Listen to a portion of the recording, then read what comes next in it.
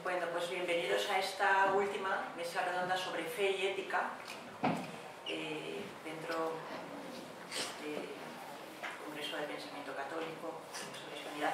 Entonces tenemos dos ponentes, don Lucas Prieto y don José Ángel Aguejas, y vamos a hacer primero las dos conferencias, primero la de Lucas Prieto y después don José Ángel Aguejas, y después tendrá lugar el debate. Voy a empezar a presentar a los dos a la vez para que pueda después tener lugar el intercambio de ideas. Don Lucas Prieto es teólogo y filósofo cuyas líneas principales de investigación son la antropología teológica y la teología natural. En estos campos se ha especializado en la obra de Santo Tomás de Aquino y la tradición medieval. Ha realizado una tesis doctoral sobre la conservación del universo según Tomás de Aquino, dirigida por Segre Tomás Bonino, que será publicada en unos meses en la editorial Portieso. Ha participado además en ediciones anteriores de este congreso, por lo que la organización está muy agradecida por su compromiso. Y el título de su contribución será Algunos pronunciamientos magisteriales sobre moral en el siglo XX. Y José Ángel Aguejas Esteban es catedrático de Ética y de Ontología en la Facultad de Comunicación de la Universidad Francisco Vitoria. Forma parte del equipo de investigación del Instituto Razón Abierta de la misma universidad y es autor de diversos libros y manuales, así como de artículos de investigación y divulgación sobre ética, humanidades y comunicación. Entre sus libros podemos destacar Series en serio, claves éticas en la ficción audiovisual, o que se acaba de editar con una nueva introducción, Bariona, el hijo del trueno, la primera obra de teatro de Jean-Paul Sartre que él descubrió hace un par de décadas y que estaba inédita en español y que tengo que decir que he leído esta Navidad. Así que él también ha participado, además, en ediciones anteriores de este congreso, por lo que creo que la organización está también muy agradecida por su compromiso. Y el título de su contribución será La ética salvada por la fe en el magisterio de Benedicto XVI. Entonces, yo ya no voy a hablar más, voy a pasar a dar la palabra a los dos ponentes.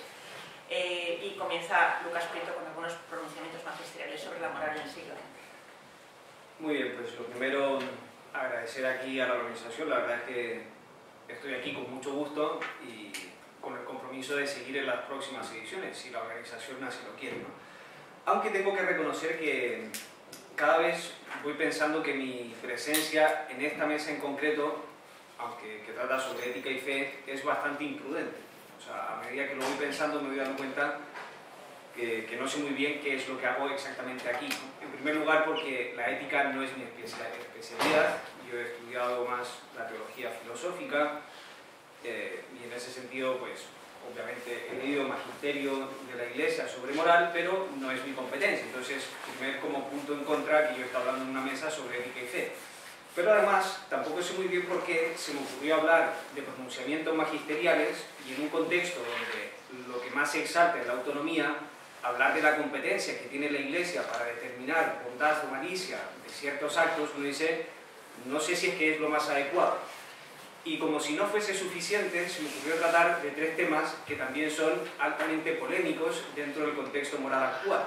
Entonces, cada vez lo voy viendo más oscuro, pero pues intentaremos salvar la situación lo mejor que se pueda, ¿no? Y en concreto, ya digo, no pretendo hacer como una exposición en exceso técnica, sino reflexionar justamente sobre algunos pronunciamientos magisteriales sobre temas de ética. Y en concreto quiero estudiar tres temas que ya digo son bastante polémicos, porque en primer lugar quería fijarme en la encíclica Veritatis Splendor del 93, en la cual se hace pues, una definición muy clara sobre lo que es el objeto moral y se critica en concreto pues, estas teologías que se denominan como la opción fundamental, y la Iglesia pues, es muy clara en mostrar que efectivamente hay actos que pueden ser intrínsecamente desordenados, ¿no? Entonces eso es como primer punto un poco para contextualizar lo que es la exposición, pero a continuación dos temas que sí que son más complejos, porque voy a intentar presentar pues, muy brevemente el contenido de la encíclica Humane Vitae sobre la ilicitud de la anticoncepción, esta encíclica pues, realmente profética y valiente del Papa San Pablo VI del 68, e intentar explicar un poco la argumentación moral que hay detrás de este pronunciamiento. Y por último, también pues, siguiendo un pronunciamiento magisterial del siglo XX de San Juan Pablo II, basado en el Evangelium Vitae, analizar lo que se conoce como el principio de la inviolabilidad de la vida humana, pero en concreto vinculado el problema de esta inviolabilidad con la doctrina de la Iglesia sobre la pena de muerte. ¿Por qué? Porque es un tema polémico, porque la pena de muerte, como sabéis en el Catecismo, el Papa Francisco ha reformulado pues, la redacción del punto 2267, si no recuerdo, y entonces intentaré explicar un poco cuál es la doctrina de la Iglesia y cuál es la argumentación que lleva un poco también a este cambio, ¿no? Entonces son temas no muy sencillos, pero creo que puede ser bonito pensar un poco sobre ellos para caer en la cuenta de que la Iglesia pues, también tiene competencia en materias de, no solo de fe, sino también de moral, y que la Iglesia ha hablado en muchas ocasiones y ha intentado pues, marcar de algún modo para que nosotros, los fieles, pues, sepamos también cuál es el camino al que dirigimos, ¿no? Lamentablemente, se supone que también tendría que hablar de lo que es como la hispanidad, pero la parte hispana ahí ya sí que quedó al margen porque no sabía cómo concretamente tratar de este tema, así que magisterio y pronunciamientos sobre él, ¿no? Entonces, primer punto sobre la opción fundamental, tal como la trata el Papa San Juan Pablo II en la encíclica Veritatis Splendor, que ya digo es del 93, estamos en un aniversario, ¿no? En este punto en concreto no me voy a detener porque simplemente voy a como mostrar qué es lo que el Papa dice, ¿no? Si leéis esta encíclica, pues altamente recomendable, la verdad es que sorprende porque el Papa en ocasiones utiliza tonos sombríos para reflexionar sobre la situación ética, y la verdad es que es una encíclica también muy valiente porque sale al paso de una situación de confusión que había en la Iglesia, pues a partir, no necesariamente después del Vaticano, también había algunos antecedentes, pero que sobre todo en la segunda mitad del siglo XX pues había bastante confusión y se extendía o se enseñaba pues, en muchas facultades y seminarios eclesiásticos, pues se enseñaba esta doctrina de la opción fundamental, de las grandes actitudes, que al final terminaban como diluyendo lo que era la objetividad de los actos morales, ¿no? Y el Papa, ya digo, no voy a entrar aquí muy en profundidad en cuáles eran las razones, pero el Papa, con mucha claridad, vuelve a recordar que, aunque existe y se puede hablar de una opción fundamental en el sentido de un dirigir o querer dirigir toda la vida hacia Cristo, sin embargo el Papa explícitamente afirma que esa opción fundamental puede verse, en el fondo, contrariada por elecciones particulares, ¿no? Leo el texto porque es muy claro el Papa como lo dice. Dice, mediante la elección fundamental, el hombre es capaz de orientar su vida y con la ayuda de la gracia, tender a su fin siguiendo la llamada divina. Esa es la parte como positiva. Pero, añade, esta capacidad se ejerce, de hecho, en las elecciones particulares de actos determinados. No podemos pensar simplemente que, como tengo buena intención, ya entonces la realización concreta de actos particulares pues queda justificada porque la intención general es buena. El Papa dice no, esa intención general, aunque puede existir, se corrobora y se realiza mediante actos particulares, ¿no? Y entonces el Papa, en el número 82, vuelve a recordar esta doctrina, que es doctrina pues, tradicional de la Iglesia, de que existen actos que pueden ser intrínsecamente inmorales porque el objeto moral de suyo no se puede ordenar a lo que es el fin intentado. La doctrina del objeto, dice el Papa, como fuente de la moralidad, representa una explicitación auténtica de la moral bíblica de la alianza y de los mandamientos, de la caridad y de las virtudes. La calidad moral del obrar humano depende de esta fidelidad a los mandamientos, expresión de obediencia y de amor. Por esto, el Papa dice, volvemos a decirlo, hay que rechazar como errónea la opinión que considera imposible calificar moralmente como mala, según su especie, la elección deliberada de algunos comportamientos o actos determinados, prescindiendo de la intención por la cual se hace la elección o por la totalidad de las consecuencias previsibles de aquel acto para todas las personas interesadas, ¿no?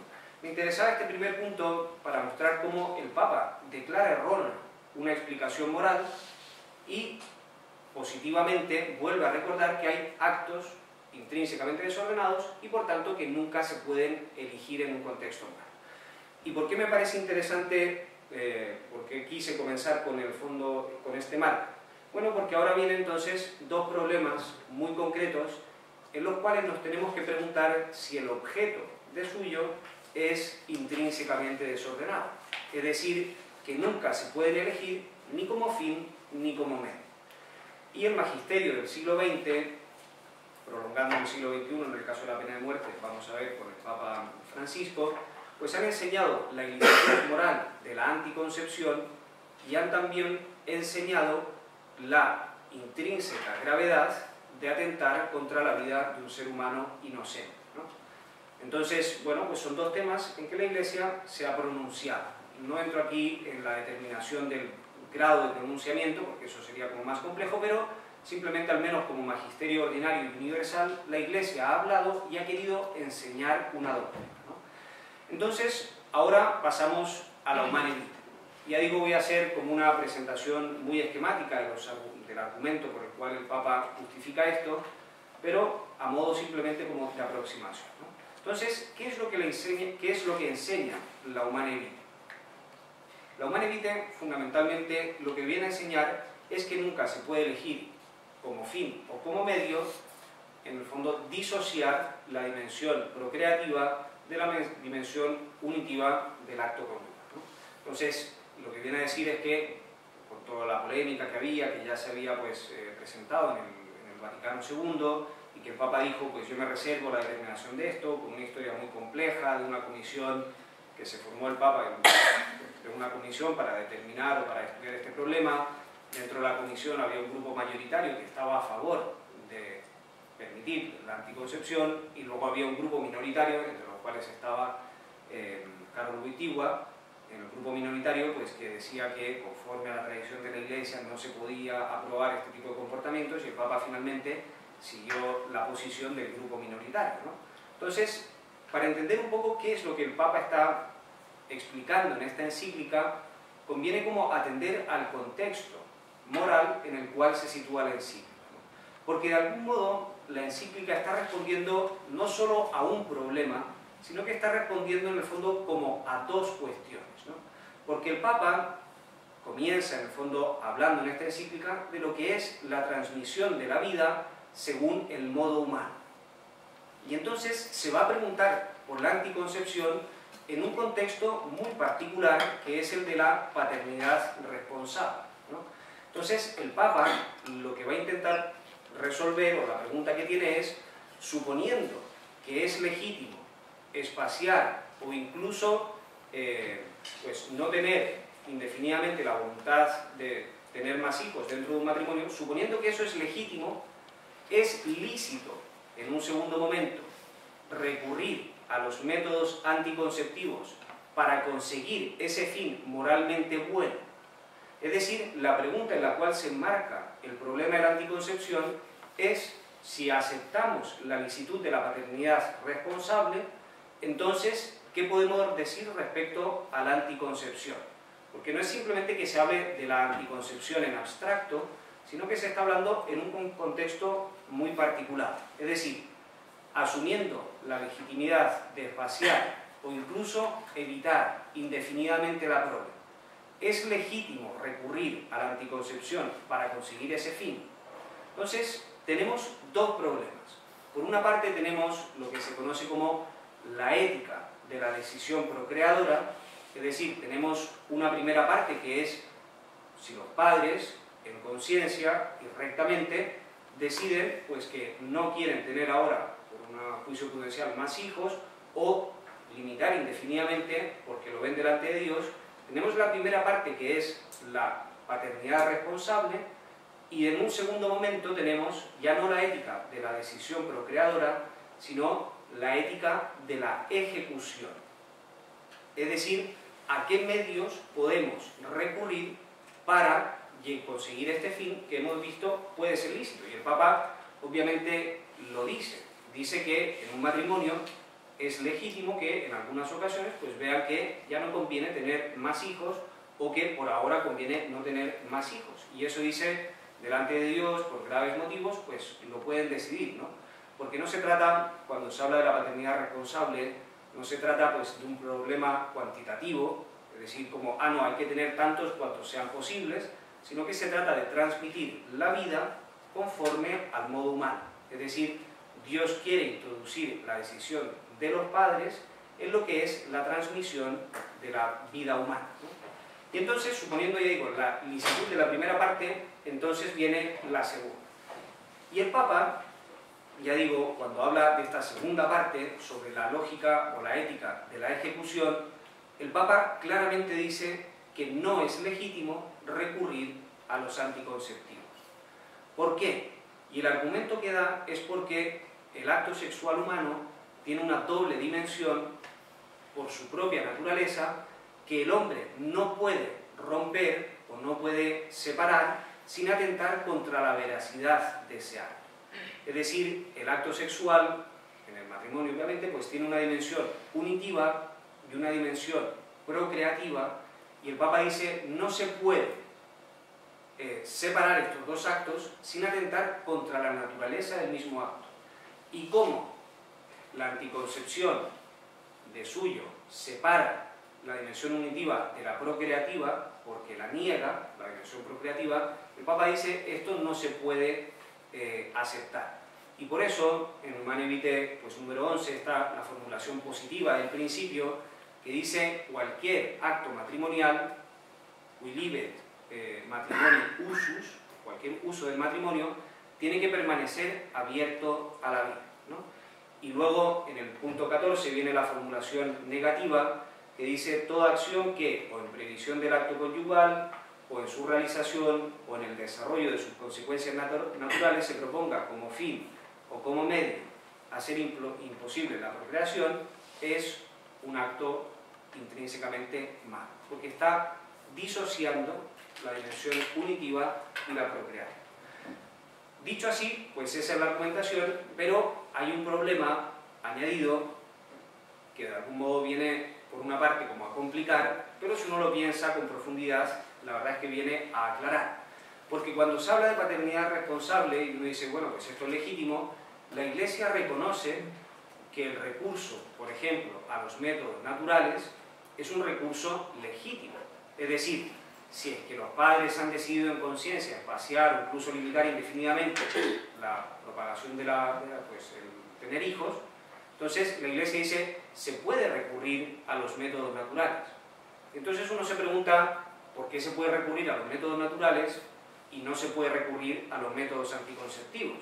Porque en principio ambos están buscando la misma finalidad, que es, en este momento, por una decisión prudente, no tener más hijos, ¿no? Y entonces, por eso digo que a primeras puede como complicar, pero cuando uno piensa un poco más en profundidad lo que está ocurriendo en uno y otro caso, la verdad es que viene a aclarar. ¿Por qué? No solo porque antropológicamente son comportamientos distintos, sino porque moralmente son fundamentalmente dos actos distintos, o dos actos en el fondo, que han elegido diversamente. Porque, ¿qué es en lo que ocurre formalmente en la anticoncepción? Como figura moral, ¿se entiende? Lo que ocurre en la anticoncepción, en la explicación del Papa, es que lo que se está eligiendo positivamente es negar la dimensión procreativa del acto. Porque en la anticoncepción, formalmente entendida, lo que se está eligiendo es mantener la dimensión unitiva, pero lo que se está eligiendo es que lo que de procreativo podría haber en ese acto, con un recurso extrínseco, pues se elimina. En cambio, ¿qué es lo que ocurre en la continencia periódica? Aunque en el acto particular, por decirlo así, lo que es la dimensión procreativa no aparece, en los métodos naturales, lo que aparece en la mentalidad del Papa es que los cónyuges están positivamente aceptando la dimensión procreativa de la naturaleza humana y de la relación sexual, pero lo que están haciendo es integrarla en un marco más amplio. Si os fijáis, no es que nieguen la dimensión procreativa del acto, sino que reconociendo la dimensión procreativa del acto, la integran, sin embargo, en un contexto más amplio. No es que vayan en contra de esa dimensión procreativa, sino que asumiéndola, la toman conforme a la racionalidad humana porque deciden no tener relaciones en los periodos fecundos. Es decir, asumen la dimensión como procreadora en su conjunto, en su totalidad, y entonces la integran dentro de lo que es la lógica de la paternidad resposa, ¿no? Entonces, ese es un poco la Humanae Vitae, el modo en que lo justifica, y paso ahora al punto tercero, que es la pena de muerte, que también es muy interesante, porque no es fácil compaginarlo con, del todo, pues, con el principio moral, ¿no? Entonces, inviolabilidad de la vida humana, tal como el Papa lo formula en la encíclica Evangelium Vitae del 95, voy a leer el texto porque aquí uno comprende también como esa fuerza con la que el Papa afirma la inviolabilidad del principio. Dice: con la autoridad conferida por Cristo a Pedro y a sus sucesores, en comunión con los obispos de la Iglesia Católica, confirmo que la eliminación directa y voluntaria de un ser humano inocente es siempre gravemente inmoral. Esta doctrina, fundamentada en aquella ley no escrita que cada hombre a la luz de la razón encuentra en el propio corazón, es corroborada por la Sagrada Escritura, transmitida por la tradición de la Iglesia y enseñada por el magisterio ordinario y universal, ¿no? Entonces tenemos la inviolabilidad de la vida humana como enseñanza positivamente explicada y, pues, confirmada por el magisterio, y sin embargo en la misma encíclica el Papa dice, pues, que hay a veces serias dificultades para compaginar este principio con otros comportamientos morales que la Iglesia también ha reconocido, como puede ser, por ejemplo, la legítima defensa, la guerra justa, o vamos a ver cómo se podría encuadrar esto con la pena de muerte. Entonces, primero explicación breve del principio y luego qué es lo que ha ocurrido con la pena de muerte. El principio, si os fijáis, es una proposición bastante simple: la eliminación directa y voluntaria de un ser humano inocente es siempre gravemente inmoral. La cualificación del predicado, gravemente inmoral, pues significa que es un objeto que de suyo nunca puede ser elegido por una voluntad sin atentar contra la ley divina. Pero lo que interesa es la primera parte de la proposición: eliminación directa y voluntaria de un ser humano inocente, ¿no? Entonces, son como tres los elementos sobre los cuales la Iglesia juzga de gravedad inmoral, ¿no? Entonces, en primer lugar tenemos la dimensión voluntaria. En segundo lugar tenemos que se trata de un acto directo, y en tercer lugar tenemos que se trata de un ser humano inocente, ¿no? Respecto al primer elemento, el carácter voluntario, obviamente, pues de lo que estamos hablando es de un acto no físico, no es la descripción, pues, de un evento natural, sino de aquello que positivamente la voluntad ha elegido como comportamiento ético, ¿no? Siempre se pone el caso, si pues yo voy al bosque, pues salgo a cazar y de repente pues pienso que hay un jabalí, pues disparo y se ocurre que era mi suegra, pues no es un acto voluntario. Quizás la pobre suegra murió, pero no quise yo matar a mi suegra, en principio, ¿no? Entonces, bueno, pues cuando hablamos de un acto voluntario, de lo que estamos hablando es siempre de que estoy positivamente, desde el fondo de mi entendimiento y mi voluntad, determinando un curso de acción que es hacia lo que me dirijo, ¿no? Entonces, lo primero es un acto voluntario, y en ese sentido nunca se puede elegir eliminación directa de un ser humano inocente, ni como fin ni como medio. Nunca puede entrar como objeto de la voluntad. Pero dice el principio no solo que se trata de eliminación voluntaria, sino eliminación directa. Y esto va a ser muy, muy importante, porque cuando hablamos de eliminación directa, significa que la voluntad positivamente tiene una intencionalidad homicida, ya sea como fin o como medio. Lo que está buscando la acción como efecto principal es esa eliminación de un ser humano inocente. Y digo que esto es muy importante porque hay algunos comportamientos que indirectamente pueden producir el mismo efecto, pero que no entran dentro de lo que es este principio.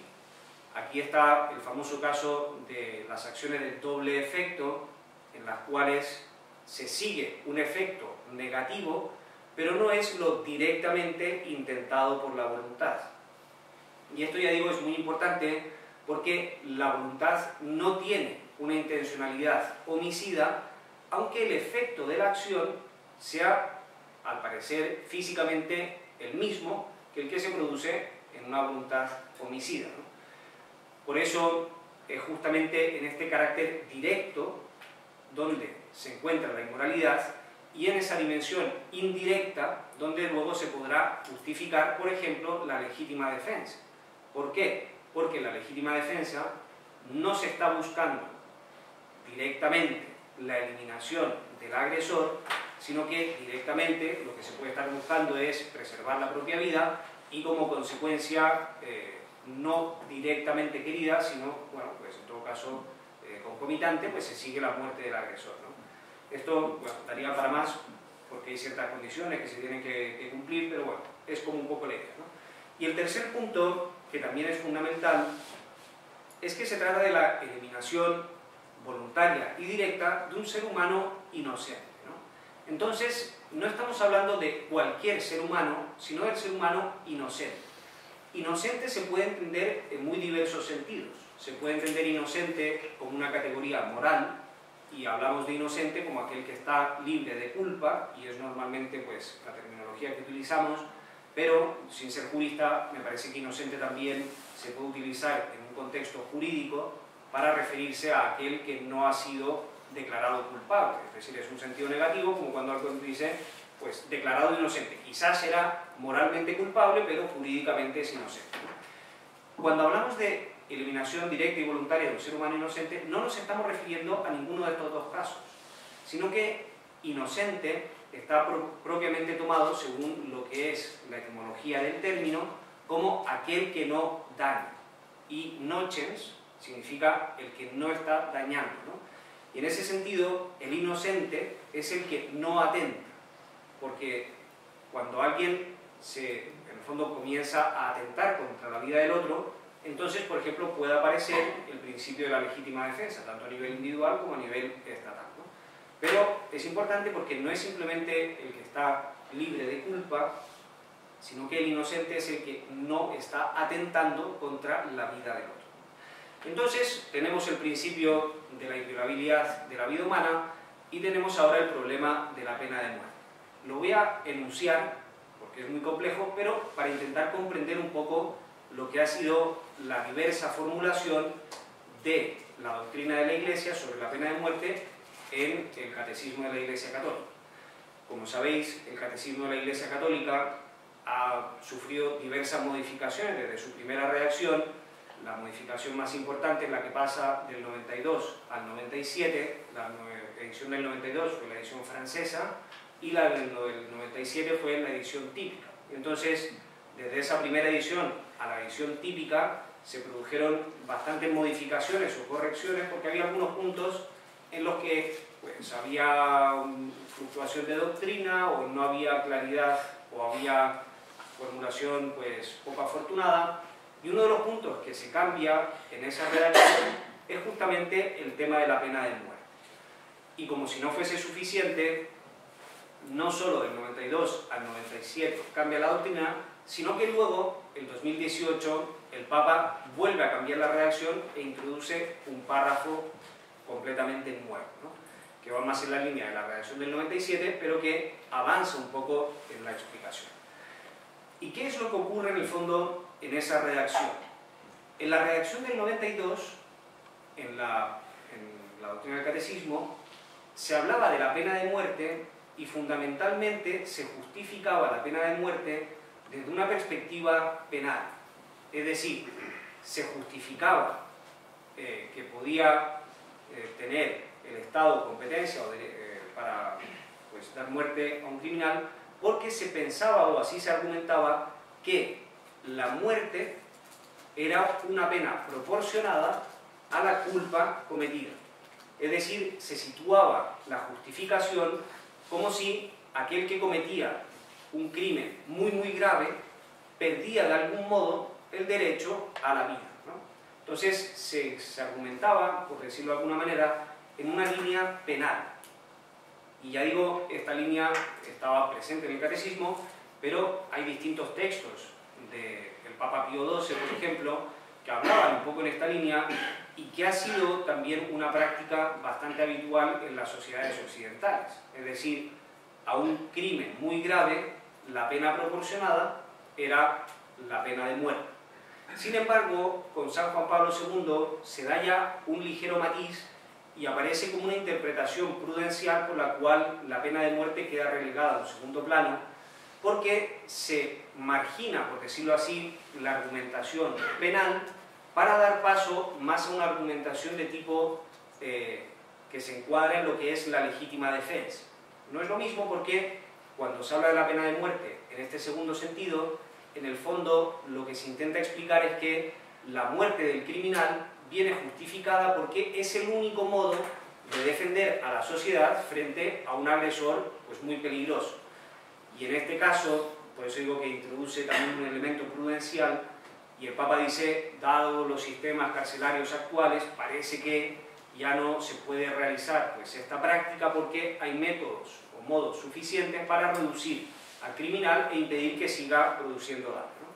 Y entonces llegamos al último punto, al tema, a la formulación del 18, en la cual el Papa hace referencia tanto a la justificación penal y también hace referencia a la justificación por legítima defensa.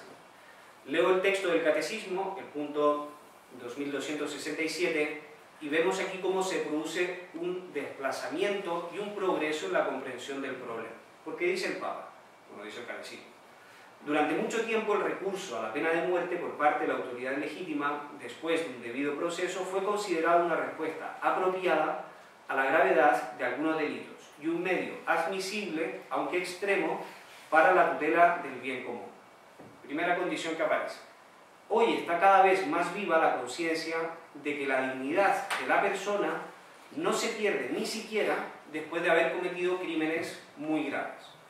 Además, se ha extendido una comprensión acerca del sentido de las sanciones penales por parte del Estado que también modifican la situación.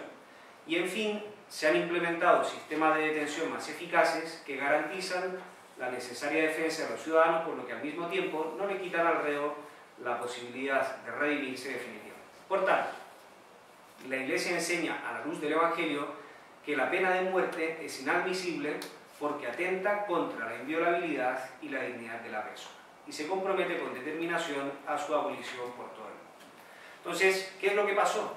Que el Papa en esta última redacción lo que ha venido a decir, y que es como un progreso, es que por una mayor comprensión de la inviolabilidad de la vida humana, no hay culpa tan grave que termine quitando esa inviolabilidad al culpable. Es decir, lo que viene a decir el Papa es nunca hay proporción entre la pena de muerte y un crimen por muy grave que sea. Y esto, ya digo, es un ligero avance y en la explicación de la área el prefecto pues así lo dice, y me parece pues que es interesante intentar pensar, ¿no? Yo ahora ya sí que pues me callo, no quería con estos 3 puntos desarrollarlos extensamente, sino ejemplificar cómo la Iglesia pues va enseñando de distintas maneras en temas de moral y nos va también como marcando un camino para que nosotros también pues acertemos en nuestro comportamiento. Pues muchas gracias.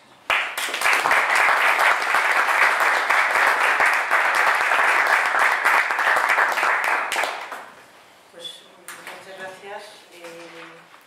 Y ahora voy a dar la palabra al segundo ponente, al profesor José Ángel Rejas de la Facultad de Comunicación de la Universidad Francisco Vitoria, para que nos hable de la ética salvada por la fe en el magisterio de Benedicto XVI. Muchas gracias. Bien, agradezco la invitación a participar en este encuentro, congreso. Creo que es la segunda o tercera vez que vengo y sobre todo creo que es la oportunidad de hacer presente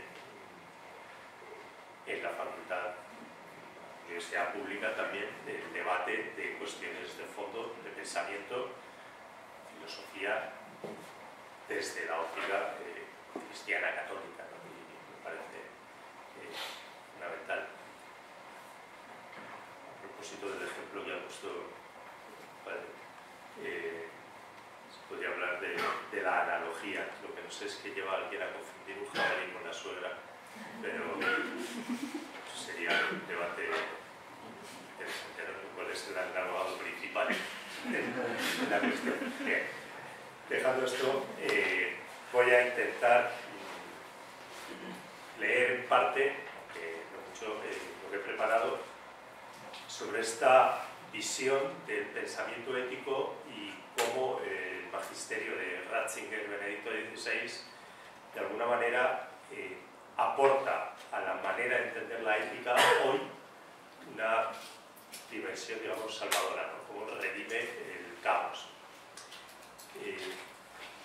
Los políticos nos valoran por nuestro voto, los anunciantes por lo que compramos, pero ¿quién queda que nos valore por lo que somos?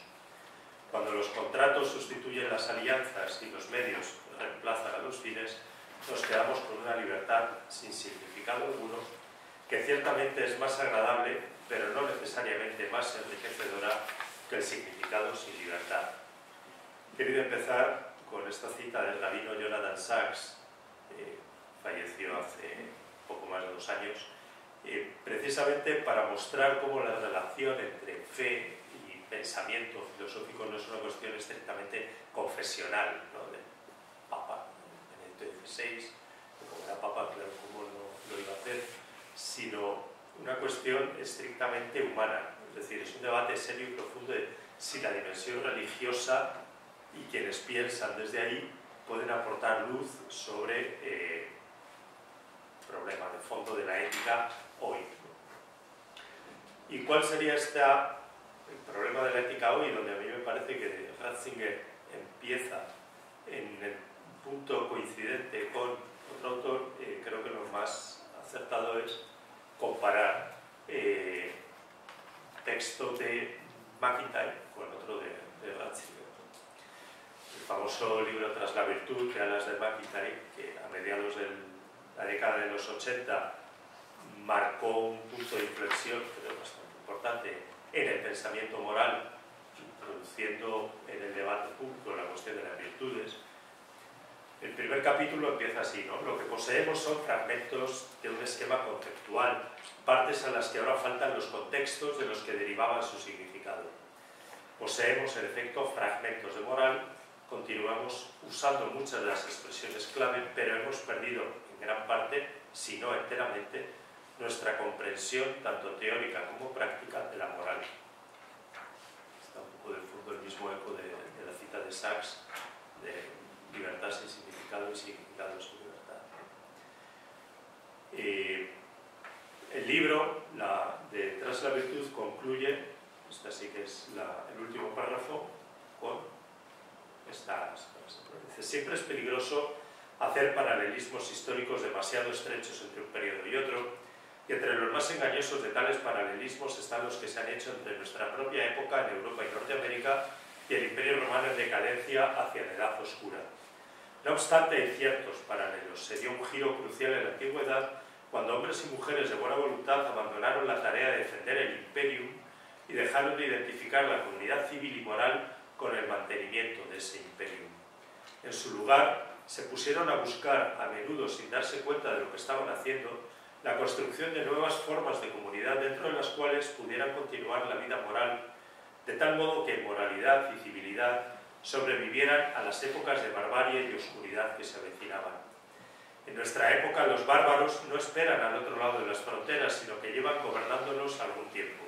Aclaro que es del 87, y no es de España. Y nuestra falta de conciencia de ello constituye parte de nuestra difícil situación. Perdón. No estamos esperando a Godot, sino a otro, sin duda muy diferente, a San Benito. Salto 20 años y leo un texto de la última conferencia de Ratzinger antes de entrar en el cónclave del que salió elegido Papa. Necesitamos hombres cuya mente esté iluminada por la luz de Dios y en los que el propio Dios abra el corazón para que su inteligencia pueda hablar a la inteligencia de los otros y su corazón pueda abrirse a los demás. Necesitamos hombres como Benito de Nursia, que en una época de disipación y decadencia se sumió en la soledad más extrema y después de todas las purificaciones que tuvo que sufrir, pudo volver a la luz y fundar en Monte Cassino una ciudad edificada en la cumbre del monte, que a pesar de toda su ruina aunó las fuerzas de las que surgió un mundo nuevo. De esa manera Benito, en el mismo sentido en que McIntyre decía necesitamos a San Benito, pues, de esa manera Benito, igual que Abraham, se convirtió en padre de muchos pueblos. Vale. Creo que no es una coincidencia sin duda, y de ahí surge también esa famosa expresión de la oración benedictina en el libro que seguro muchos conocen, ¿no? ¿Pero en qué coinciden Ratzinger y McIntyre? Ambos hablan de esa vuelta a San Benito en relación con la cuestión moral, aunque llegan desde la constatación del fracaso moral en este momento, el fracaso del discurso moral, y parecen diferir en el camino de llegar. O sea, para McIntyre es la cuestión de la virtud, para Ratzinger sería la cuestión de la fe. Pero son distintas, yo creo que en síntesis no. Y por una razón fundamental, porque en los dos casos se está poniendo sobre la mesa la necesidad de un telos, ¿no? De un fin que ilumina el recorrido de una vida.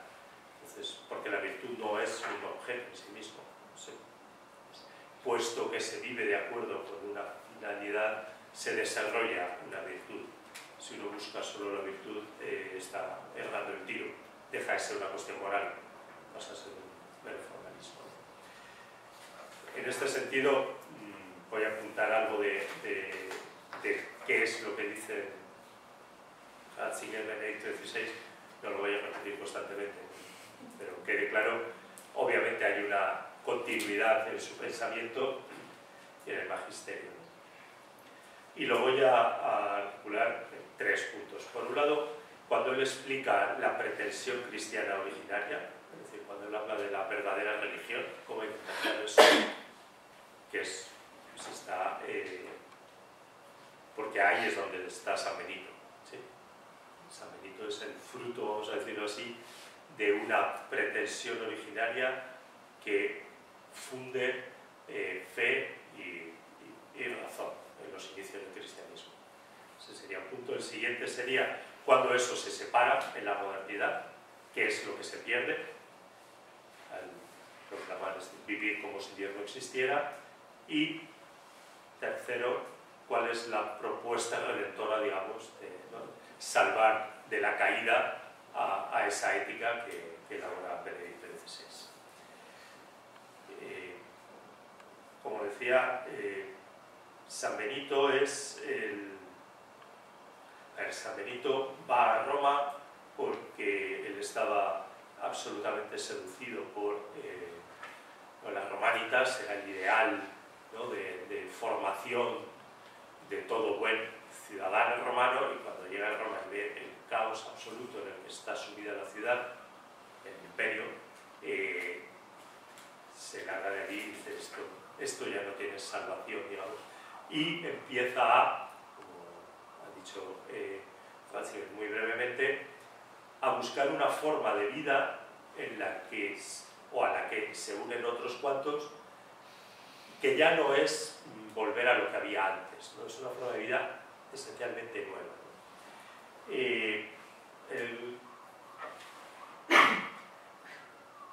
Lo que pasa es que lo que se ha desarrollado en Roma, Benedicto XVI lo explica muy bien, es una fusión única en el mundo, que es lo que da origen a la cultura de Europa actual. La fe monoteísta, que no es occidental, ¿sí?, nace en Oriente, o sea, la fe judeocristiana, cuando se funde con la herencia grecorromana, da origen a algo muy especial, de la comprensión personal de Dios, de ese logos que se revela como amor, lleva a concebir la unidad del hombre con Dios, exigiendo una relación personal con Él, y por lo tanto ya no anula la contraposición yo-tú, que en una metafísica más o menos monista quedaría disuelta. Por lo tanto, al entrar en diálogo con la filosofía grecorromana, se produce una armonía inédita hasta ese momento. El anuncio cristiano surge, por lo tanto, de la convicción de que la universalidad de Dios, cito el discurso en el Colegio de los Bernardinos, es un discurso que pronuncié en París, que amplía otro discurso que ha pronunciado también en París, siendo cardenal en el 99. Aquí estamos en el 2008. Cito: la universalidad de Dios y la universalidad de la razón abierta hacia Él constituían, para los primeros cristianos, la motivación y el deber del anuncio. Para ellos la fe no era una cuestión de costumbres culturales diversas según los pueblos, sino que pertenecía al ámbito de la verdad, que tiene en cuenta a todos. Por eso los primeros cristianos, voy a explicar, cuando se ponen a defender la fe, no hablan con los sacerdotes de otros cultos, sino hablan con los filósofos, ¿sí? Es decir, no es una cuestión religiosa, sin más, es una cuestión de verdad. Aquí hay algo nuevo que apela al sentido del que busca el hombre, ¿no? Vale. Ha sido precisamente en Europa donde el cristianismo ha recibido su impronta intelectual más eficaz y, por consiguiente, está vinculado de una manera especial, ¿no? Junto con esa síntesis originaria, apunta ya qué es lo que va a pasar, obviamente, cuando en la Ilustración, el Renacimiento y luego la Ilustración, se empiecen a separar razón y fe, y qué es lo que se contagia de una a la otra y a la vez las desnaturaliza. Pero es importante tener en cuenta esta pretensión de verdad, que es expresión literal del Papa. Porque el cristianismo no pretende ser una religión con otras, sino pretende tener la verdad, ser verdadera. Claro, con el fin de la metafísica y por lo tanto con esa búsqueda de la verdad por parte de la razón, la fe ha perdido el valor. La fe cristiana ha perdido el valor y sus contenidos han quedado reducidos a lo simbólico. Un relato más, como otros muchos, mítico, etcétera, pero sin contenido, ¿verdad? Afrontando este reto intelectual, el cardenal sugirió una reflexión volviendo la mirada a esos orígenes. Cito: la fuerza que transformó el cristianismo en religión mundial consistió en su síntesis entre razón, fe y vida. Es esa síntesis la que se expresa con la fórmula religión verdadera. Este es el reto más duro ahora para los católicos en este milenio, hablaba del final del milenio, de seguir convencidos de profesar esa religión verdadera en un momento caracterizado por el relativismo. El compromiso del católico por devolver a la expresión religión verdadera todo su sentido, anotó, tiene que incidir paralelamente sobre ortopraxis y ortodoxia. Su contenido más profundo deberá consistir en la coincidencia entre amor y razón como pilares fundamentales de lo real. La razón auténtica es el amor y el amor es la razón auténtica. Por eso es verdad. Entonces, ese va a ser el hilo conductor que se ve claramente en sus tres encíclicas destinadas a las tres virtudes teologales, aunque la última, Lumen Fidei, ya la publicó el Papa Francisco, diciendo que es la primera encíclica escrita a 4 manos, ¿no? De la misma manera. Al aportar un fin, la razón se salva de la inmediatez, un fin entendido como finalidad, la razón se salva de la inmediatez, del cortoplacismo, de la ausencia de metafísica. Y al defender el valor de la razón, la fe se salva del fanatismo. Por lo tanto, es una conjugación. Ni el fin del hombre es el resultado pragmático meramente de su acción, ni su acción va a adquirir su valor solo en función de los resultados obtenidos. O sea, el valor de la acción viene de una finalidad. Y la finalidad no la creo yo con mis acciones. Bien. Los sarcófagos de los primeros cristianos, aquí dice la Spe Salvi, recogiendo esto que he dicho ahora, muestran visiblemente esa concepción, esa unidad entre las dos cosas. La del filósofo y la del pastor, que es la imagen que empiezan a unir los cristianos en Roma. El filósofo era el que sabía enseñar el arte de lo esencial, el arte de ser hombre de manera recta. Ciertamente, desde hacía tiempo los hombres se habían percatado de que gran parte de los que se presentaban como filósofos, como maestros de vida, no eran más que charlatanes. pero esto hacía que se buscase con más ahínco aún al auténtico filósofo, el que supiera indicar verdaderamente el camino de la vida. Hacia finales del siglo III encontramos por vez primera en Roma, en el sarcófago de un niño, el contexto de la resurrección de Lázaro, la figura de Cristo como verdadero filósofo, tiene el Evangelio en una mano y verdadero tiene el Evangelio en una mano y en la otra el bastón del caminante, del filósofo. Con ese bastón vence a la muerte. El Evangelio lleva la verdad que los filósofos deambulantes llevaban en mano. En conclusión, por tanto, si esperamos otro San Benito, no es que tengamos que volver al siglo VI, sino porque la síntesis que él realiza más o menos conscientemente, porque ya esto se ha ido fraguando en el ambiente cristiano, tiene una impronta y un sello inconfundible, que es el que va a llevar al mayor desarrollo nunca conocido de formas razonables de comunidad y a formas universales de conocimiento. Esta es la clave, ¿sí? O sea, la Europa que quiere exportar después, ¿sí?, y que sigue exportando la democracia europea, las formas europeas de vida, son formas de vida que nacieron en un contexto que no han conocido otros pueblos, ¿sí? Entonces, formas universales de comunidad, si no entiendes cuál es la finalidad a la que estaban dirigidas, no vas a entender por qué esa forma de vida, de comunidad, es más legítima que otras, ¿sí? Tenemos la dificultad para exportar las formas de democracia occidental. No es fácilmente comprensible, ¿sí? Y a la vez hemos exportado formas universales de conocimiento, que esas sí se sostienen porque pragmáticamente se sostienen, ¿sí? O sea, el resultado del experimento científico funciona. Entonces eso no ha sido un problema, ¿no?, admitir esa ciencia. Pero ahora tenemos el otro problema. ¿Y por qué esa ciencia tiene que tener ética? Si ya se ha separado de la ética y se ha desarrollado y su validez es la única validez pragmática, ahí tenemos otro problema, ¿sí? Entonces, esas son las dos formas en las que derivó la separación de fe y razón, que Europa ha exportado porque nacen aquí y nacen con sentido, pero un sentido que cada vez se ha ido perdiendo más al estar separado y que ahora mismo es difícil de reconciliar. Esa es la propuesta, lo estoy resumiendo por si me alargo demasiado. Esa es la propuesta de reforma, de salvación que expone Benedicto XVI, ¿no?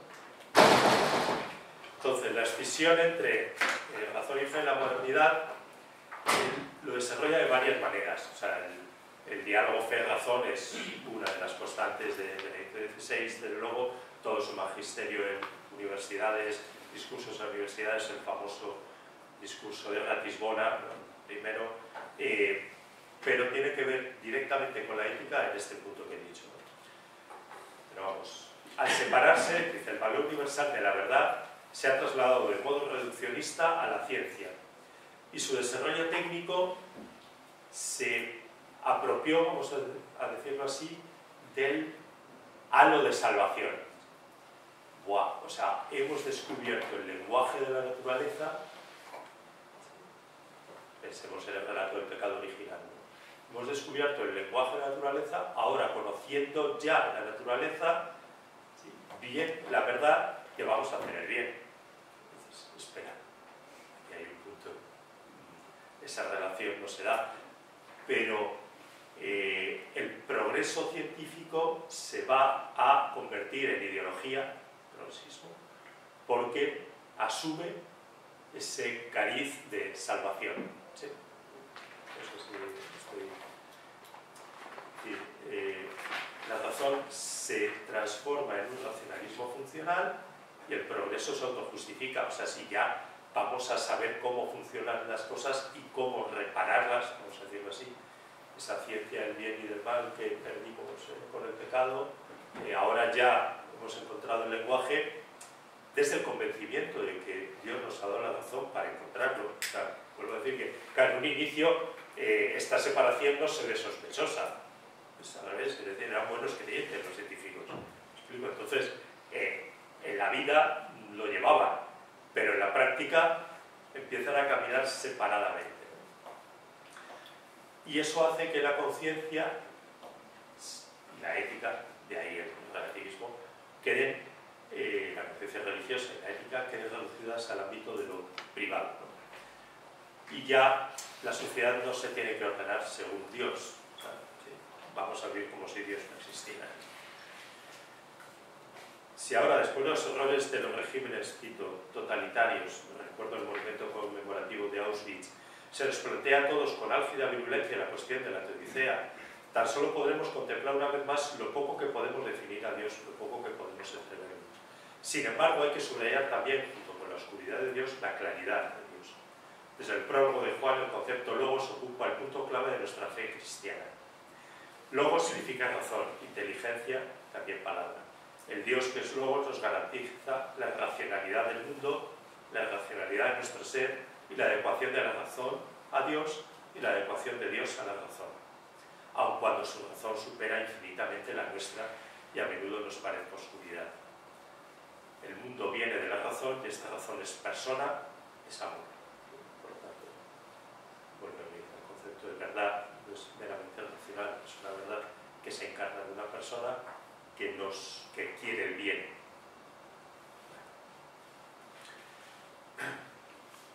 El Dios que es creador y que se expresa en su creación da también a la acción humana dirección y medida. Estamos viviendo una crisis de electos que no solo es, ni mucho menos, una cuestión académica sobre los fundamentos de las teorías éticas, sino también una oportunidad eminentemente práctica. Si ni en el mundo ni en el hombre ni el mundo ni el hombre vienen de una razón creadora que porta en sí misma la medida y se inscribe en la existencia del hombre, entonces lo único que queda son normas de tráfico de conducta humana, que se justifican o no en función de la utilidad. Lo único que quedará será la consideración de los resultados, el proporcionalismo. Entonces, luego en la encíclica Spesalvi recupera muy claramente ese nexo entre razón y caridad.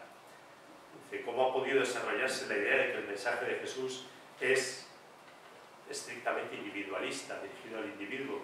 ¿Cómo se ha llegado a interpretar la salvación como huida de la responsabilidad respecto de las cosas en su conjunto, por lo tanto, de la comunidad y del servicio de todos a la comunidad? Para encontrar una respuesta a esta cuestión hemos de fijarnos en los elementos fundamentales de la época moderna. Y ahí es cuando él analiza, yendo a Francis Bacon, citándolo directamente, ese nacimiento del progresismo como ideología, ¿no? Ese convencimiento de que con el lenguaje de la ciencia ya nos vamos a hacer buenos. Por lo tanto, el hombre con la ciencia cree que ya ha encontrado las claves del paraíso perdido. La praxis humana a partir de la ciencia se va a convertir en técnica que se autojustifica porque tiene resultados y va a transformar el mundo para bien. El para bien, entre comillas, porque es esa fe inicial que el progreso, si ya vamos a conseguir hacerlo todo bien, ¿vale? Y por lo tanto la ciencia queda separada de la ética. La idea del progreso se ideologiza y se convierte en la manera de ver la realidad y de justificar cualquier acción, porque absorbe bajo sus alas las categorías de razón y libertad. Dice, la razón y la libertad, cito, parecen garantizar de por sí, en virtud de su bondad intrínseca, una nueva comunidad humana perfecta. Pero en ambos conceptos, razón y libertad, el pensamiento está siempre tácitamente en contraste con los vínculos de la fe y de la Iglesia, así como los vínculos estatales del Renacimiento. Ambos conceptos llevan en sí mismos, pues, un potencial revolucionario de enorme fuerza, y desde ahí analiza cómo derivan la Revolución primero francesa y la marxista después. En el fondo son materialismos que creen que ya la razón por sí sola va a conseguir el bien.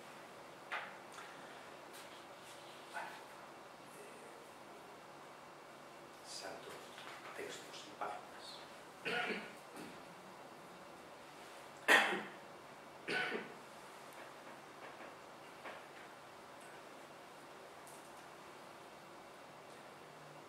la escisión entre acción y bien, que ha explicado a lo largo de distintos discursos y textos, etc., explica, como decía también, ya no solo esa evolución de la ciencia cinética, en técnica, de la ética, sino también el problema de las comunidades políticas. Si ningún ser humano puede redimirnos, tampoco ningún producto humano en forma de comunidad puede salvarnos, ¿no? Porque ninguna forma política separada de Dios puede dar plenitud al corazón humano. En el proceso de formación de la Iglesia antigua hay elementos que no deben integrarse en todas las culturas. Las opciones fundamentales que atañen precisamente a la relación entre fe y búsqueda de la razón humana forman parte de la fe misma y son un desarrollo acorde con su propia naturaleza.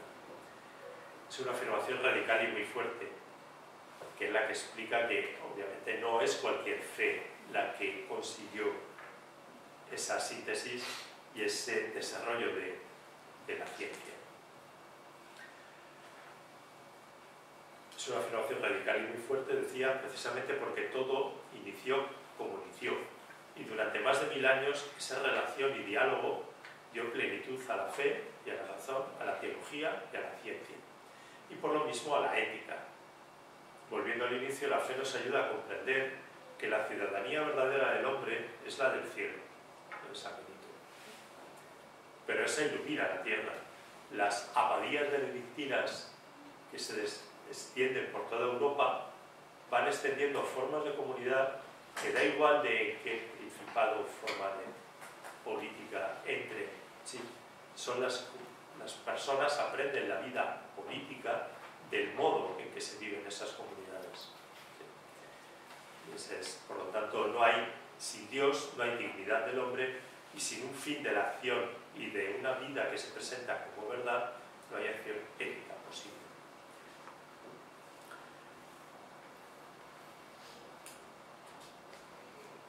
Y hay la necesidad de una recuperación también de la reflexión teológica en la razón.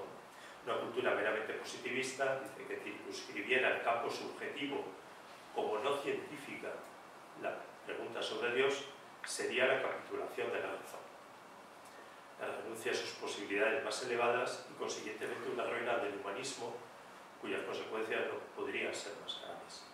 Lo que es la base de la cultura de Europa, búsqueda de Dios, disponibilidad para escucharle, sigue siendo hoy el fundamento de toda verdadera cultura, por tanto de toda expresión de finalidad para la acción humana, por tanto de toda ética.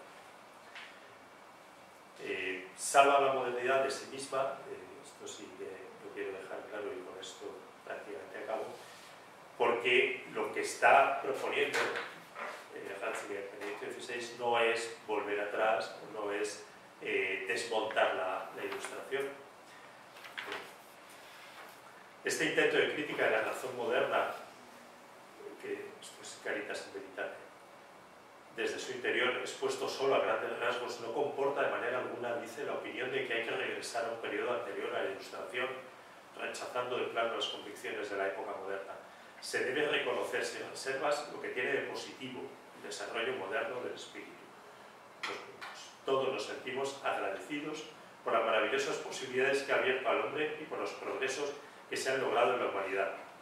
La intención no es retroceder o hacer una crítica negativa, sino ampliar el concepto de razón y de su uso. Porque a la vez que nos alegramos de las posibilidades abiertas, vemos también los peligros que surgen de esas posibilidades y debemos preguntarnos cómo evitarlos. Esa es una pregunta ética. Entonces, la pregunta ética sobre los peligros derivados de una mala comprensión, un mal desarrollo de aciertos a la modernidad es una exigencia. Es una exigencia que solo lograremos si razón y fe se reencuentran de un modo nuevo, si superamos la limitación que la razón misma se impone al reducirse solo a lo que puede verificar con la experimentación y volvemos a abrirla a todos sus horizontes en amplitud. Vale. Por lo tanto, con esto concluyo para dejar tiempo al diálogo y acabar a la hora que está prevista para la clausura. La propuesta de Benedicto XVI y de alguna manera de McIntyre, cuando hablan de nuevas comunidades, nuevas formas de comunidad o de minorías creativas, que es la expresión que utiliza en un determinado momento, no es una propuesta, vamos a decir así, pacata, ¿no? Abocada, sino es que la manera de reconducir todos estos planteamientos se plasma en formas de vida, no es una mera cuestión teórica. La Iglesia, con su larga tradición del respeto, de la correcta relación entre fe y razón, tiene un papel fundamental que desempeñar al oponerse a las corrientes culturales que, sobre la base del individualismo extremo, buscan promover conceptos de libertad separados de la verdad moral. Este es el discurso de la ONU, que os recomiendo vivamente leer entero, porque es un discurso sobre el fundamento de los derechos humanos y cuáles son los modos de entender los derechos humanos hoy. Nuestra tradición no habla a partir de una fe ciega, sino desde una perspectiva racional que vincula nuestro compromiso de construir una sociedad auténticamente justa, humana y próspera con la certeza fundamental de que el universo posee una lógica interna accesible a la razón. La defensa por parte de la Iglesia del razonamiento moral basado en la ley natural se funda en la convicción de que esa ley no es una amenaza para la libertad, sino más bien una lengua que nos permite comprendernos a nosotros mismos y la verdad del ser, y forjar de esa manera un mundo más justo y más humano. Cuando le hablaba de esas minorías creativas en un coloquio con periodistas al volver o cuando iba camino de la República Checa, son las que determinan el futuro. Y en este sentido la Iglesia debe comprenderse como minoría creativa, que tiene una herencia de valores que no son algo del pasado, sino una realidad muy viva y actual. Debe actualizar y estar presente en el debate público, en este defensa de un concepto auténtico de libertad y de paz. Pero yo diría que el primero de esos sectores es ese diálogo intelectual, el que hay que proponer, pero se hace desde minorías creativas persuadidas de que desde la razón se puede encontrar luz para proponer formas de vida que mejorarán al mundo, sin duda. Los benedictinos, San Benito no vio el esplendor medieval finales del siglo XII. Hubo 6 siglos por medio, los 6 siglos de una levadura que fue creciendo y permeando y creando una forma nueva de vida y de formas de comunidad, formas de ejercicio de la razón y una expansión de la fe y de la razón que de otra manera no se habría podido dar. Y yo creo que esta es la propuesta valiente de Benedicto XVI, que nos dejó dispersa por todo su magisterio y que debemos de alguna manera asumir y llevar al debate público. Muchas gracias.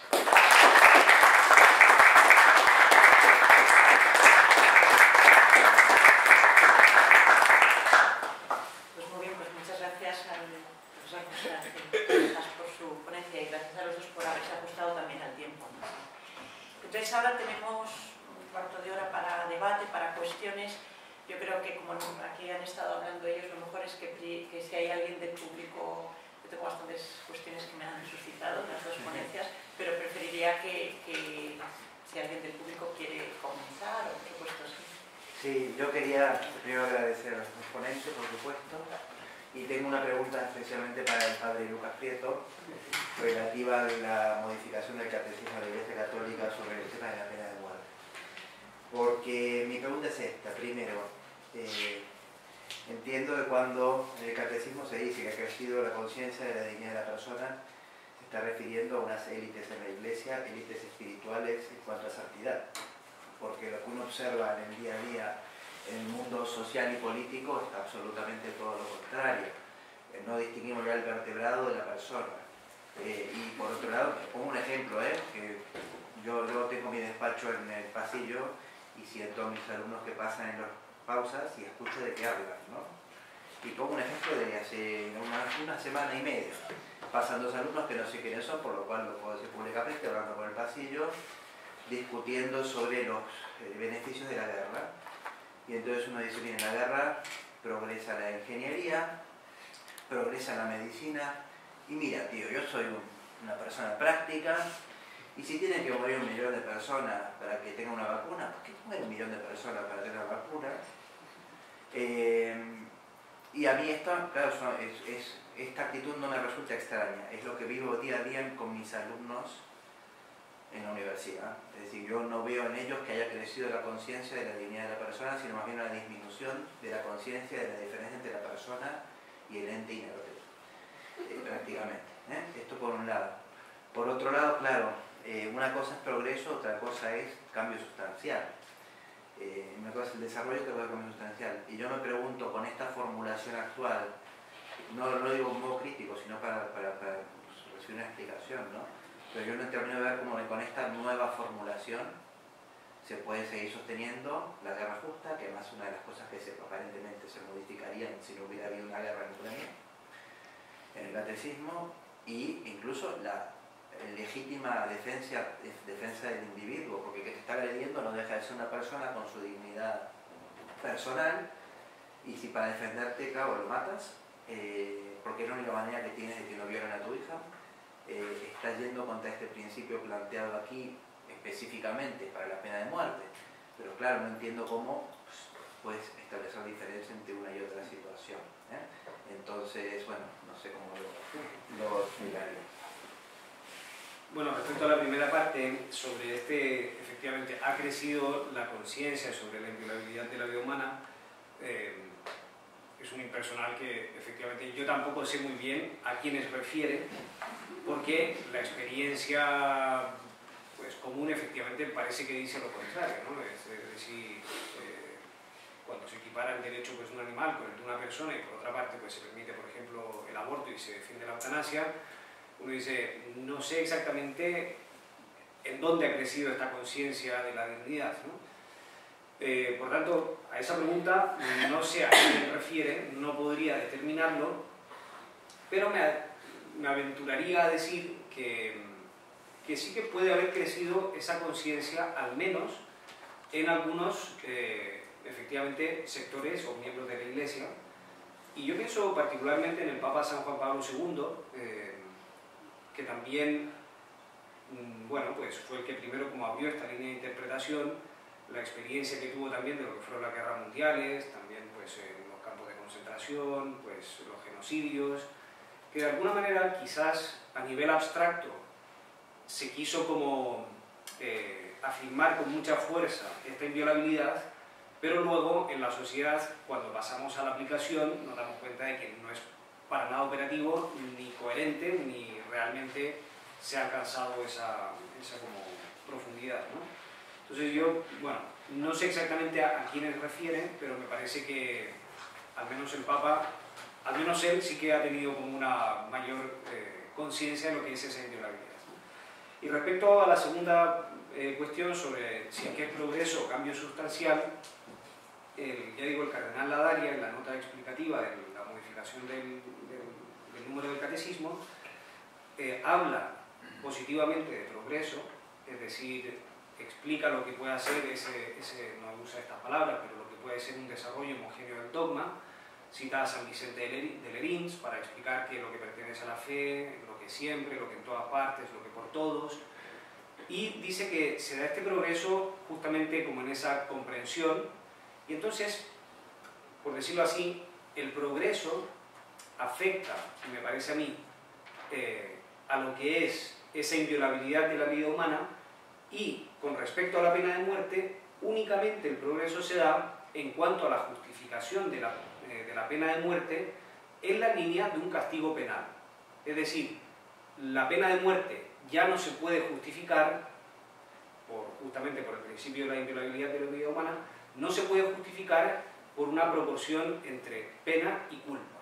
Pero yo creo, y esta ya digo es mi interpretación, pero yo creo que también el catecismo utiliza la palabra inadmisible, no utiliza la palabra intrínsecamente inmoral, por ejemplo, porque podríamos pensar que, aunque este principio ya quita un elemento para justificarla a nivel teórico, los otros dos argumentos que da para eliminar la pena de muerte en una línea, como una competencia del Estado, los pone en un nivel más prudencial porque ha cambiado la concepción penal y parece que ya no es necesario recurrir a la pena de muerte para proteger a la sociedad frente a un agresor peligroso, ¿no?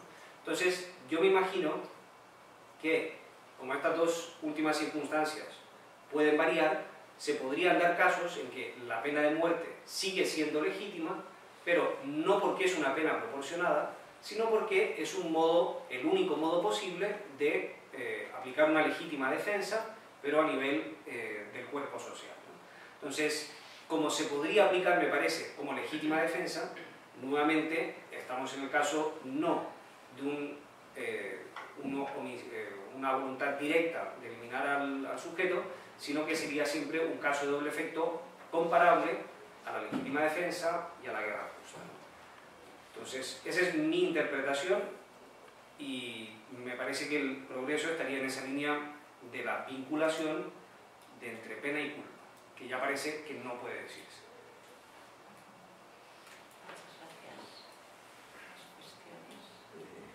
Sobre eso, quizá ahí influye, porque obviamente hay muchos países que aplican la pena de muerte de los que no se suele hablar. Yo creo que influye en esa toma de posición,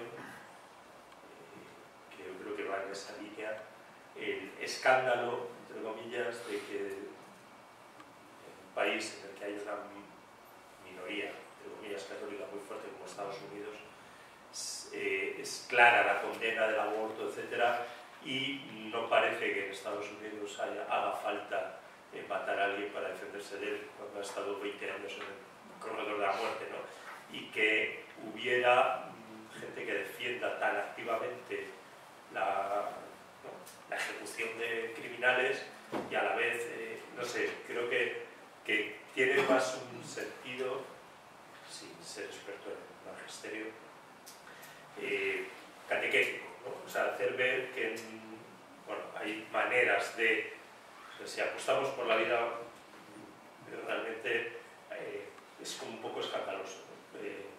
Que se pueda defender la pena de muerte como postura moral jurídica y a la vez condenar el aborto. No sé. O sea, pensando en qué puede haber motivado esa línea que ha explicado el padre, porque hay quien defiende, no, o sea, yo estoy por supuesto contra el aborto, pero hay criminales a los que hay que... Y es la visibilidad de Estados Unidos en todo el mundo, es de los medios, películas, en fin, muy fuerte. Yo creo que puede haber influido y que una minoría, o sea, la minoría católica de Estados Unidos es muy fuerte. Yo creo que la iglesia mayoritaria en esto. Pienso que ese factor catequético de la formulación tenía también peso. Sí. ¿Y otra cuestión? Sí. Yo solo quería preguntar qué tiene que ver la justicia, perdón, el derecho con la dignidad.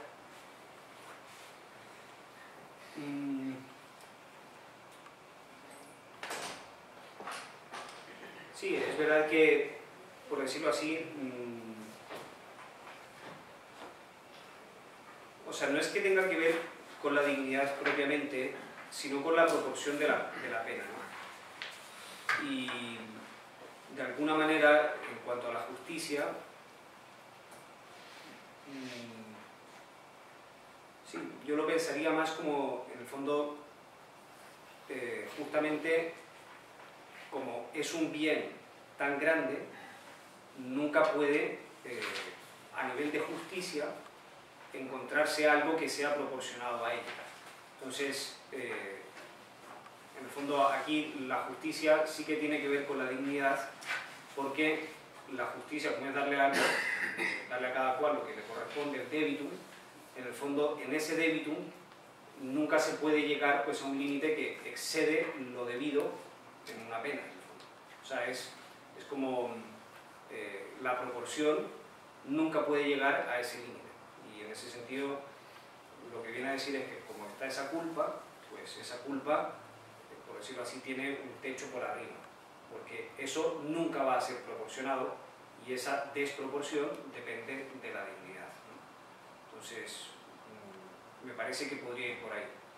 Tendría que darle más vueltas en todo caso, pero me parece que justamente vendría como por el debitum, que justamente esa pena nunca puede ser debida. Una pregunta atrás y luego... Sí, son dos muy breves. Una, ¿qué valor magisterial tiene la doctrina de la Iglesia sobre la pena de muerte? Entiendo, si ahí puede haber evolución doctrinal, pues entiendo que el rango que tiene esa doctrina no es pues, como los pronunciamientos de cátedra, que son infalibles. Y luego la segunda es, cuando habla de dignidad, ¿se refiere a una dignidad física, es decir, en tanto que criatura, el hombre es digno en tanto que es creado por Dios, o es una dignidad moral? Es decir, una dignidad fruto más bien de la gracia, que en este caso sería accidental, y por lo tanto el hombre no tiene por qué ser digno. Sí. Respecto a lo segundo, está claro que es una dignidad natural por el hecho, o sea, no por el hecho de ser criatura, sino por el hecho de ser criatura racional, es decir, por el hecho de ser persona, ¿no? Porque obviamente no todas las criaturas tienen igual dignidad. De hecho, propiamente hablando, solo el viviente personal tiene dignidad. Entonces, eso respecto a la segunda no es un problema de gracia, porque eso es efectivamente algo sobreañadido, ¿no? Y respecto a la primera parte, sobre ese valor magisterial, es verdad que no es... O sea, puede haber desarrollo respecto a pronunciamientos ex cátedra, ¿no? Obviamente, el desarrollo siempre tiene que ir en la misma línea, como una profundización, y nunca, ni siquiera en una doctrina que no sea ex cátedra propiamente, nunca puede ir en contra. O sea, el principio de no contradicción siempre rige, ¿no? Entonces, por ejemplo, los concilios cristológicos de los primeros siglos de la Iglesia efectivamente fueron progresando. Es decir, lo que está dicho en Calcedonia no es lo que está dicho en Éfeso. Y sin embargo, ese progreso va en la misma línea, pero en una profundización. Y por eso se habla de desarrollo homogéneo del dogma. En el caso de la pena de muerte, sí que hay que entender en el fondo este desarrollo en esa línea, obviamente.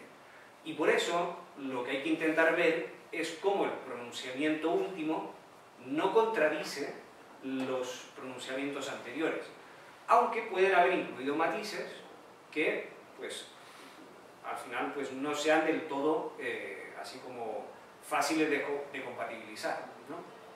Porque, por ejemplo, en el siglo también se suele citar pues, una carta, me parece que era al obispo de Tarragona, sobre los valdenses, que dice que las sociedades tienen como legítimamente el derecho de sangre, ¿no? Es decir, que pueden aplicar la pena de muerte. Pero una cosa es, ya digo, aplicarla y otra cosa es justificarla, ¿no? Y entonces lo que me parece es que la justificación no va, o sea, perdón, el progreso no va en la línea de la aplicación, sino que va en la línea de la justificación. Que la justificación ya no puede ser por la línea penal, sino que en todo caso podría ser en la línea de la legítima defensa. Y como en la legítima defensa parece que nos encontramos en circunstancias en las cuales la pena de muerte es irrelevante, entonces, dado el sistema penal actual, también se vuelve inadmisible. Pero en este segundo caso nos moveríamos en un nivel más prudencial y en el primer caso en un nivel de progreso, me parece, ¿no? Aunque claro, también uno mira lo que es el mundo y uno dice, no sé en qué sistemas penales está pensando exactamente el catecismo, ¿no? Entonces, mucha variación.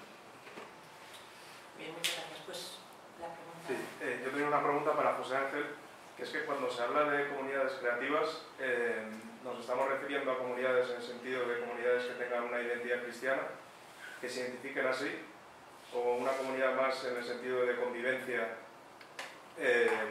humana, pero hablando desde el cristianismo, o sea, sin sentirnos identificados como comunidad cristiana, porque yo lo que noto es que al menos en la gente de nuestra edad, sobre todo, hablar de comunidad cristiana produce cierto rechazo y que tienden, en cierta manera, como a interpretarse como sectas.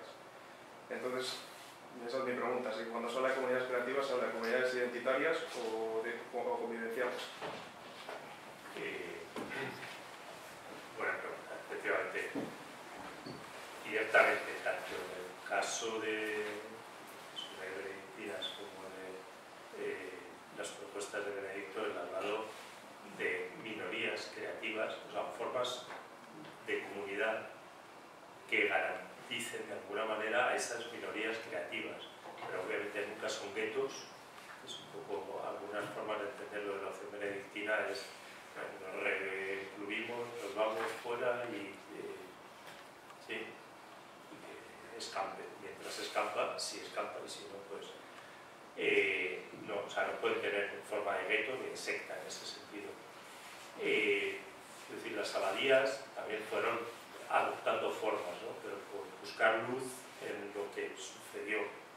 Eran formas de vida que de alguna manera ordenaban, además de que ordenaban el territorio, recogían el saber, lo guardaban, atendían a los demás, formas de hospitales, hospederías, en fin, eran comunidades locales, vamos a decir así, pero no es que luego se aislaran y nosotros tenemos nuestras huertas, nuestro tal, y que se mueran los feos, ¿no? O sea, no, eran formas de vida en las que ellos se identificaban, buscaban su desarrollo personal en la santidad, y eso se traducía hacia los demás en formas de ayuda, de cultivos, de, en fin, ordenar el territorio. Es que casi se puede, no lo hace benedictina, pero hay otro librito que se ha publicado hace poco que se llama La opción cervecera, si lo han leído, y es destilando una cultura católica y hace la misma lectura a partir de las abadías, pero a partir de la historia de la cerveza y cómo las de hecho con americano es muy divertido, claro, defiende que claro, las asociaciones de cerveceros artesanales están recuperando la fe católica en Estados Unidos. Entonces, quiero decir que nada sospechoso de ser sectas y de pensar que es mucho más normal, pues igual que los cerveceros, pues los intelectuales. Quiero decir que no se trata de hacer guetos o sectas, sino de entender cuál era esa síntesis originaria y cómo eso arroja luz al mundo de hoy y proponerla. ¿Sí? Entonces, para eso obviamente necesitas formas de comunidad, es decir, igual que la Asociación de Amigos del Cocido Madrileño. Es decir, si quieres defender el cocido, tienes que buscar maneras de organizarte para que el cocido se ponga en valor, ¿no? Que dicen ahora, entiende la analogía, aunque sea muy pedestre. Pero es que, o sea, forma de comunidad significa que si no me junto con los míos, no sé, sí, no, me siento más débil y además me siento empobrecido, porque me falta el complemento de los otros puntos de vista para poderlo proponer. No sé si contestarlo. Sí. Pero la opción cervecera es divertida. Hay una manera, quiero decir algo esto que me parece muy interesante, hay una manera de resolver esta tensión o esta cuestión que es, cuando decimos comunidad creativa, fijarnos más en el creativa que en el comunidad, ¿no? Entonces, si uno piensa en comunidad y dice, tiene que haber una comunidad, y entonces existe esa comunidad como constituida de alguna manera, y esa comunidad crea algo, esa sería la manera un poco desde la que está planteada a lo mejor la pregunta o que genera el problema. Y sin embargo, si uno piensa que lo importante es crear, ¿no? Y que la creación requiere muchas veces diálogo, ayuda, como ha dicho al final José Ángel, ¿no? Entonces, pues las comunidades son meros instrumentos que pueden ser de cualquier tipo. No sé si me explico, pueden ser 3 personas, 4 personas, son como instrumentos al servicio de la creación. Pero bueno, ¿no? Me parece muy interesante. Vale, pues esto creo que es la hora, que además veo el decano que está aquí para clausurar el acto, entonces voy a cerrar esta última sesión, me voy a levantar, a lo mejor os podéis quedar vosotros para acompañar al decano, si os parece bien a los organizadores, y le dejo por tanto paso, ¿no? Vamos a agradecer antes, perdón, a los dos ponentes.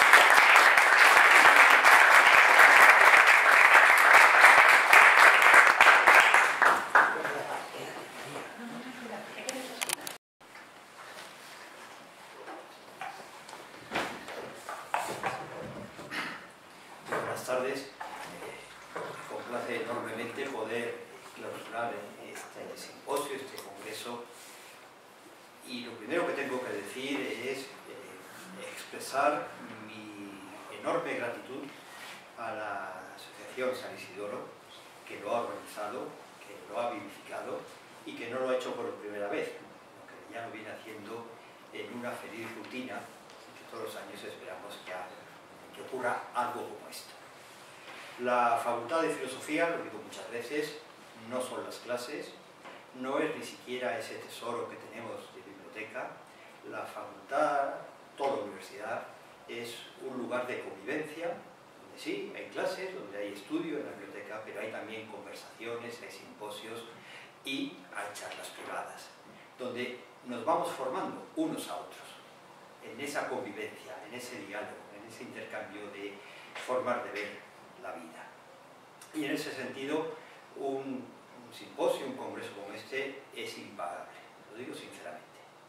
Estamos en una universidad de titularidad pública y me atrevería a decir que sociológicamente laica. Y en ese ambiente, tener, digamos, la propuesta de reflexionar juntos en torno a, iba a decir, cristianismo y filosofía, luego lo matizo, ¿verdad? Me parece esencial. Me parece esencial porque en la vida intelectual, la vida personal en realidad, es siempre enfrentarse con lo distinto, con lo otro, con lo nuevo. Llegado el caso, con lo absolutamente otro. Pero no hay que llegar quizás tan lejos. A esa otra persona que tiene una visión diferente de la mía. Es al que tengo que buscar. No tanto para convencerle, sino para aprender juntos, mutuamente. Y en ese sentido, esto no es lo habitual. Por eso es una razón más para agradecer a la Asociación San Isidoro de Sevilla, pues que organice estos congresos. Agradecimiento que tengo que hacer es sensible a todos los ponentes y también a todos los asistentes. ¿Qué sería la filosofía sin el cristianismo? El cristianismo ha dado tantas razones, tantos nuevos conceptos, tantas nuevas visiones, ¿no? Me ha parecido que se hablaba de la dignidad del individuo, pero también de la contingencia, de la libertad, de la revalorización del infinito, tantos temas que constituyen la filosofía que nos interesa, que buscamos, que cultivamos y que debemos al cristianismo. Y sin embargo, este congreso no se llama, salvo que esté equivocado, no sé, sexto o séptimo simposio sobre cristianismo y filosofía, sino sobre catolicismo y filosofía. Ese es también un rasgo que quiero subrayar.